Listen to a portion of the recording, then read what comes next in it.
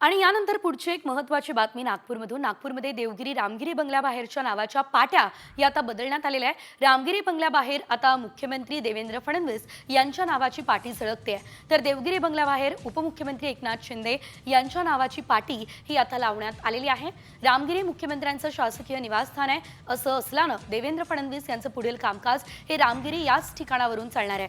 तर आपण बघतोय रामगिरी बाहेर सीएम फडणवीस यांच्या नावाची पाटी ही आता लावण्यात आलेली आहे. या संदर्भात अधिकची माहिती घेऊयात आमचे प्रतिनिधी पराग ढोबळे यांच्याकडून.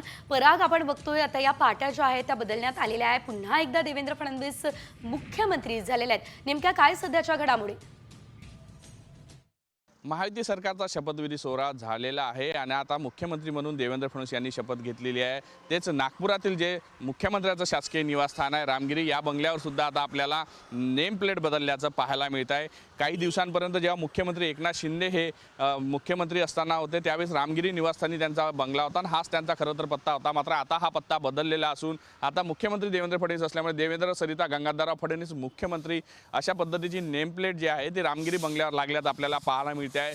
तेच देवेंद्र फडणवीस हे उपमुख्यमंत्री असताना देवगिरी या ठिकाणी जे आहे मध्यंतरीच्या 2.5 वर्षाच्या कार्यकाळामध्ये तिथं निवासस्थानी राहिलेले होते. अनेक बैठका, महत्त्वाच्या बैठका ज्या होत्या किंवा या निवडणुकीची एकंदर रणनीती होती, अनेक महत्त्वाच्या बैठका होत्या त्याच बंगल्यावर पार पाडल्या होत्या. मात्र आता देवेंद्र फडणवीस हे मुख्यमंत्री झाल्यामुळे पुन्हा एकदा जो आहे त्यांचा पत्ता जो आहे तो आता रामगिरी निवासस्थान झालेला आहे. त्यामुळे आता या अधिवेशनातलं कामकाज असो की एरवी नागपुरात मुक्कामी असताना शासकीय कामकाज असो ते याच निवासस्थानातून पार पाडणार आहे. खरं तर नागपूरकर असलेले देवेंद्र फडणवीस यांचा नागपुरातील शासकीय निवासस्थानाचा पत्ता आता देवगिरीवरून रामगिरी झालेला आहे. त्यामुळे आता पुढच्या काळामध्ये महत्त्वाच्या घडामोडी, राजकीय घडामोडी ज्या याच बंगल्यातून चालतील हे सुद्धा महत्त्वाचं असणार आहे. व्हिडिओ जर्नलिस्ट सौरभ होलेसह पराग डोबळे, साम टीव्ही न्यूज, नागपूर.